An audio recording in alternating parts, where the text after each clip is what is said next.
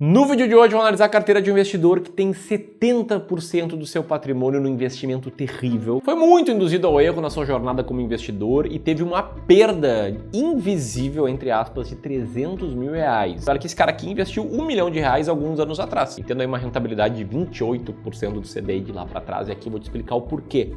Quais foram os erros que esse cara cometeu que fizeram com que a carteira dele rendesse bem menos do que a poupança nesses 4 anos. Beleza, primeira coisa que eu quero te mostrar é como esse cara investe aqui para contexto, tá? Vou chamar esse cara aqui de Bruno. E o Bruno fez uma sessão de consultoria gratuita de investimentos conosco. E aí uma das primeiras coisas que a gente faz, além de entender o perfil dele, é entender como ele investe. Aí a gente foi olhar para a alocação dele e a gente viu que esse cara aqui investia 23% em ações e 76% em outros investimentos. Bem diferente do que as 6 classes de ativos que a gente usa aqui no Clube do Valor, que são ações brasileiras, norte-americanas e fundos imobiliários, em renda variável, e renda fixa inflação, renda fixa pré-fixada e pós-fixada em renda fixa. E da conversa com o nosso especialista perguntou, poxa, por que tanto investimento em que era a parte do outros da carteira? Falou, não, como assim outros? O que eu mais tenho é renda variável. E aí mostrou ali o PDF dele falando, olha, eu tenho 782 mil reais aqui em renda variável, além de 242 mil reais em multimercado. Ele achava que estava se expondo à renda variável, quando na verdade o que esse cara estava fazendo era investir em COI. 76% da carteira desse cara era em COIs. E a gente quis investigar, né? Por que ele colocou tanto dinheiro em COI? E a gente descobriu que o Bruno, tá? É um médico bem sucedido na faixa de 50 anos, que já quitou o imóvel próprio, já passou por aquela primeira fase, aquela arrebentação, né, de custo mais alto dos filhos e quer, em 15 anos, ter uma renda passiva de 25 mil reais por mês, podendo fazer aportes aí de 10 mil reais por mês. A gente começou a calcular, né? Esse cara tem 1.345.000 reais, ele faz aportes de 10 mil reais por mês e quer viver de renda com uma renda passiva de 25 mil reais por mês. Então, qual o patrimônio que ele tem que acumular para gerar essa renda? Isso aqui vai depender de qual é a taxa de retorno que esse cara tem acima da inflação. E é nessa parte aqui que investir bem pode ser a grande diferença para o seu futuro. Por quê? Porque esse cara que não investiu muito bem e conseguiu uma taxa de retorno, por exemplo, de 2% ao ano, ele vai precisar de 15 milhões de reais para ter essa renda passiva aqui.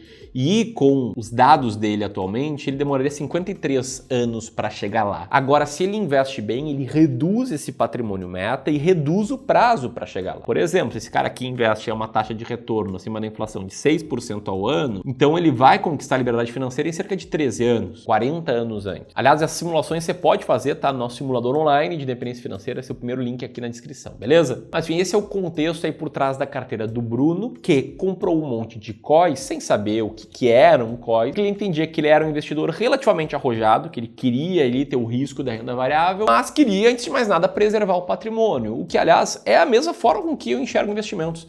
Para mim, a primeira função dos investimentos é você preservar o patrimônio para depois multiplicar. Eu só acredito, e eu vou te mostrar 3 erros aí que corroboram com isso, que o Bruno escolheu a forma errada de preservar para depois multiplicar o patrimônio. Eu vou destacar esses 3 erros, depois eu te mostrar a rentabilidade da carteira dele e o que a gente sugeriu para o Bruno. Bom, o primeiro erro foi investir em COIs. 76% da carteira dele é alocado em COIs, e COIs são ativos que na média são muito ruins por conta de alguns grandes problemas que são, primeiro, um baixo potencial de retorno. E aí você pode pensar, como assim um baixo potencial de retorno se são estruturas que protegem o meu patrimônio? Um dos COIs aqui do Bruno era esse aqui, né, que o dinheiro dele estava protegido e ele ganharia um determinado retorno se um índice específico tivesse uma boa rentabilidade. Parecia uma coisa bem interessante, né? Se esse índice específico ficasse no 0 a 0 ou caísse, esse cara ganhava 50% de retorno, ou seja, 8,45% ao ano.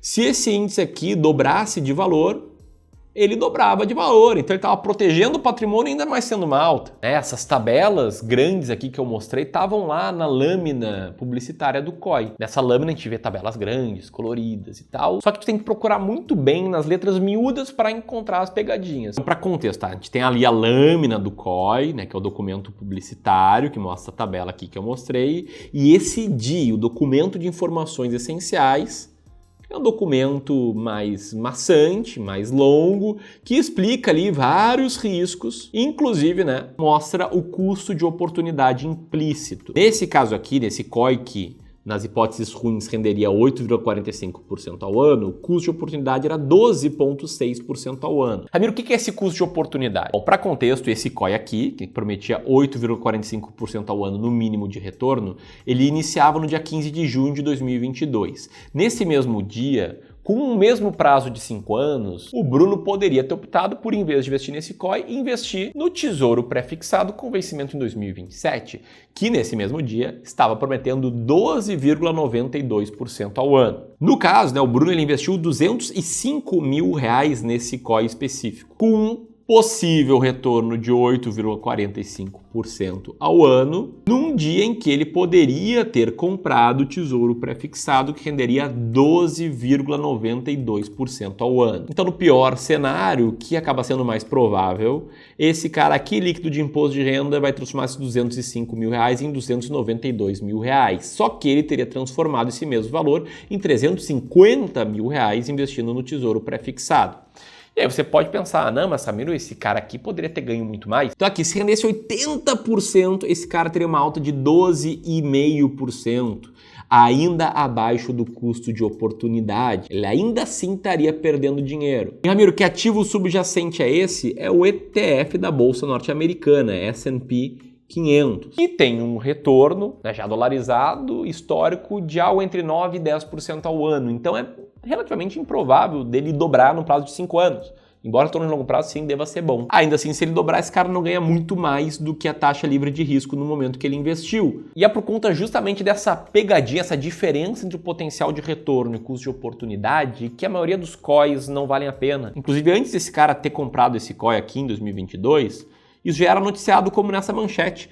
Vendido como a última maravilha, COIs perdem até do bom, velho e simples CDI. Essa manchete remete a um estudo da FGV dizendo que 9 a cada 10 COIs renderam menos que o CDI. Recentemente isso foi comprovado, Quando os COIs completaram 10 anos, foi constatado que o retorno estava cada vez pior. E você pode pensar, poxa, mas se o potencial de retorno não é tão ruim, por que alguém indica um COI? E aí entra a segunda desvantagem que eu quero mostrar aqui, que são os altos custos. Eu fui atrás aqui do material publicitário de 3 dos COIs que esse investidor tem. Veja só que no material publicitário eles já citam um dos custos, Aqui, por conta da atividade de distribuição, a corretora recebe dos bancos emissores uma remuneração de até 1,9% ao ano. E isso no momento da emissão do COI. Esse aqui, outro material publicitário de outro COI com uma outra estrutura, diz o mesmo. Por conta da atividade de distribuição, a corretora recebe dos bancos emissores uma remuneração de no máximo 1,9% ao ano. E esse terceiro aqui, de um outro COI que esse investidor tem, a mesma coisa. Nesse caso aqui, a remuneração é de 1,7% ao ano.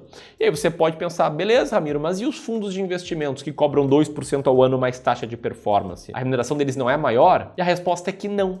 Por quê? Porque o único custo desse COI não é o quanto a corretora recebe por ele. Tem outros custos envolvidos aqui, uma estrutura pouquíssimo transparente que raros investidores têm a capacidade de entender. Eu tô no mercado financeiro há 10 anos para entender as pegadinhas, para conseguir ler as letras miúdas, para conseguir te mostrar os custos. E você, que é médico, que é empresário, que não tem tanto tempo para se aprofundar, não tem essa capacidade, assim como eu não entendo nada de medicina. Enfim, tem outros custos, tá? Eu vou mostrar esses outros custos com esse COI aqui que ele mais investiu. Investiu R$319 mil, que é o bidirecional alavancado. Bom, peguei aqui a lâmina, desse COI, que tem uma outra estrutura, de capital supostamente protegido e suposto bom investimento. E aí, dessa lâmina eu venho pro DII, pro documento de informações essenciais desse COI.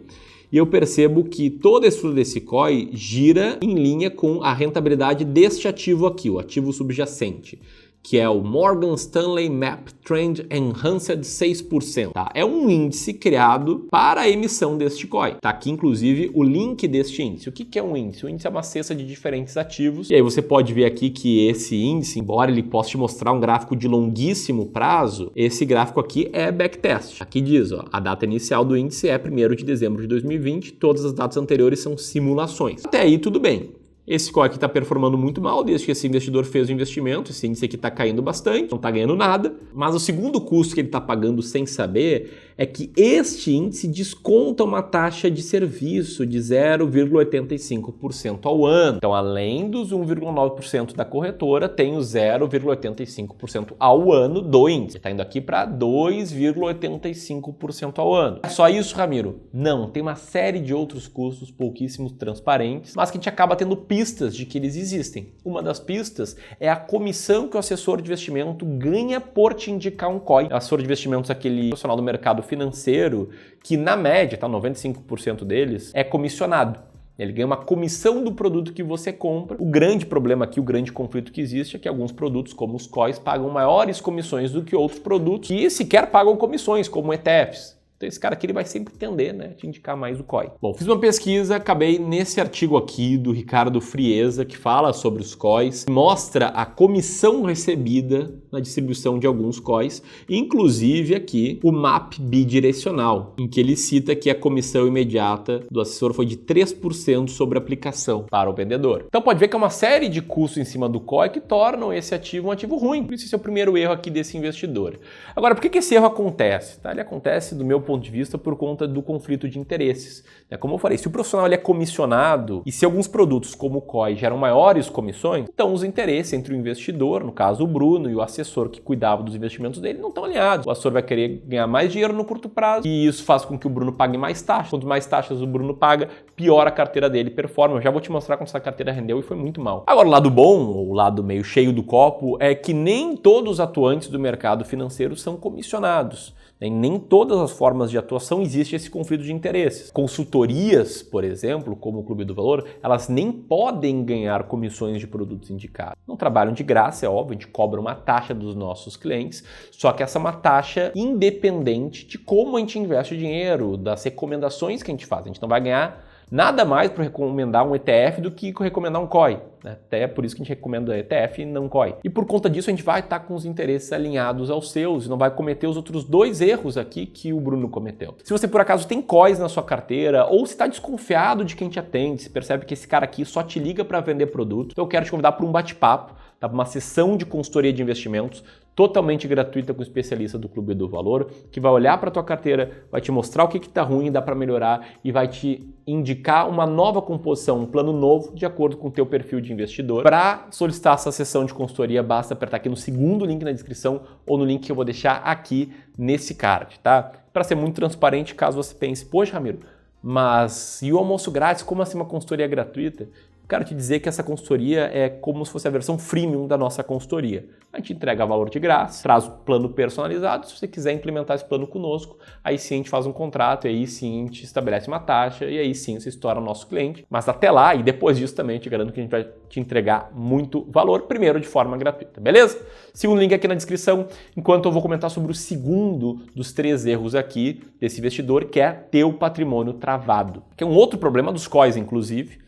Quando a gente foi olhar para a carteira desse investidor, a gente percebeu que o dinheiro dele ficou preso. 76% do patrimônio dele está preso por 5 anos, que é parte dos COIs da carteira. E aí eu sei que tem gente, infelizmente, malandra, mal intencionada, que fala que não, os COIs eles te dão liquidez de 2 formas. Você pode vender ele no mercado secundário ou conseguir uma antecipação do valor dele pela corretora. Pois bem, as coisas não são bem assim, tá? Nesse relato aqui no Reclame Aqui, um investidor comenta que entrou em contato com uma corretora para vender o COI, foi orientado a negociar no mercado secundário, só que ali ele perderia 50% do valor investido. Então, sim, tem liquidez, mas você perde 50% do investido, então não tem. E para a hipótese de você poder antecipar o valor, o que existe na verdade é a possibilidade de você pegar um crédito pagando 100% do CDI de juros, que acaba não compensando em nada. Pegar um empréstimo do mesmo valor aplicado, tendo como garantia o próprio capital, com esse investidor que perdeu 5 milhões de reais assim, nessa estrutura de pegar um COI, pegar crédito, pegar mais COI, pegar mais crédito, e aí perder parte desse dinheiro aplicado, enquanto o passivo ali está gerando bastante juros, enfim, esse cara dilapidou todo o patrimônio. Então eu vou deixar o link para esse vídeo aqui, beleza? Mas aí, antes de mostrar como essa carteira rendeu e o que eu mudaria, eu queria trazer o terceiro erro,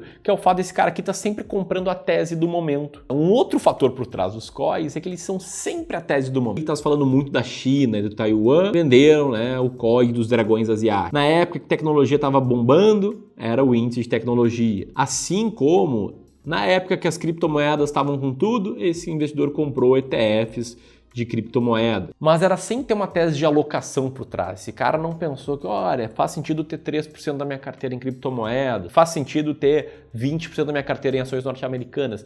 Não, era sempre o vendedor pegando algo quente, algo do momento, algo que estava saindo bem, tipo um pão saindo do forno, e ligando para esse investidor que não tinha tanto tempo para acompanhar o mercado e oferecendo para ele essas teses do momento, sem estratégia de alocação. E esse é o gancho para te mostrar o que eu mudaria nessa carteira aqui. Tá? Porque com tantos erros, essa carteira teve um retorno muito ruim. Você pode ver aqui o gráfico de performance histórica da carteira. De janeiro de 2020 até aqui foi uma alta de 12%, enquanto a inflação foi 29% no período, o CDI foi 42%, o Ibovespa foi 81%. Enfim, essa carteira deu 30% a menos do que o CDI, com capital inicial de 1 milhão. Só que esse cara perdeu 300 mil. É aí que fique claro, né? Em períodos de 2, 3, 4 anos, acontece mesmo do investidor perder para o CDI. Nem todo mundo ganha do CDI num período menor, isso faz parte do jogo. As suas chances de ganhar do CDI, mesmo em períodos menores, elas ficam muito menores se você comprar ativos com taxas muito altas, potencial de retorno muito baixo, ficar sem liquidez, enfim, cometer os erros que esse investidor infelizmente cometeu. Quanto maior a taxa embutida dos ativos que você compra, pior vai ser o seu retorno. Então o que a gente sugeriria para esse cara aqui? Seria uma carteira diversificada em 6 diferentes classes de ativos para ele preservar antes de multiplicar o patrimônio. E seria composta da seguinte forma: 20% ações norte-americanas, 20% fundos imobiliários, 20% ações brasileiras, 20% renda fixa e inflação, 10% renda fixa pré-fixada e 10% renda fixa pós-fixada, que provavelmente cobraria desse cara 1,10% ao ano pelo nosso trabalho. Essa carteira nos últimos 10 anos teria tido uma performance de 14,6% ao ano, tira a nossa taxa, tira a inflação do período, sobraria 7% ao ano acima da inflação. Ela teria tido, claro, uma maior queda de 10% nas crises, mas ainda assim teria transformado esse 1 milhão em cerca de 3 milhões de reais. E o equivalente a 1 milhão a dinheiro de hoje teria se transformado em cerca de 2 milhões. Esse cara teria dobrado em termos reais em 10 anos. Com essa taxa aqui de 7% ao ano, como eu te mostrei, ele bateria o patrimônio meta dele em cerca de 10 anos. Conquistaria a liberdade financeira exatamente do período em que ele desejava, ter a vida com muito mais tranquilidade. Ah, meu, essa carteira sempre subiria? Com certeza não. Se eu pegar e diminuir esse prazo aqui e colocar a partir de 2020, que era exatamente quando esse investidor começou a montar a carteira dele, o que a gente vê é o seguinte: é um período bem pior, tá? Em que essa carteira teria rendido 4,5% ao ano acima da inflação. Não teria tido um ganho absurdo, é claro, num período mais curto, um período muito ruim, comparado com quanto não rende a carteira dele, que sequer chega a render 2% ao ano acima da inflação. Esse cara aqui conquistaria a liberdade financeira muito antes, cerca de 30 anos antes do que ele vai conquistar se seguir investindo mal, a gente estimar aí uma taxa de retorno de 2% ao ano descontado da inflação. Beleza? Se você gostou desse vídeo e quiser ver outros vídeos dessa série, eu vou deixar aqui o link para a playlist. E se quiser ter uma sessão de análise de carteira, uma sessão de consultoria de investimentos com especialistas do Clube do Valor, aperta aqui, preenche o formulário para analisar suas respostas e te contatar. Um grande abraço e até mais.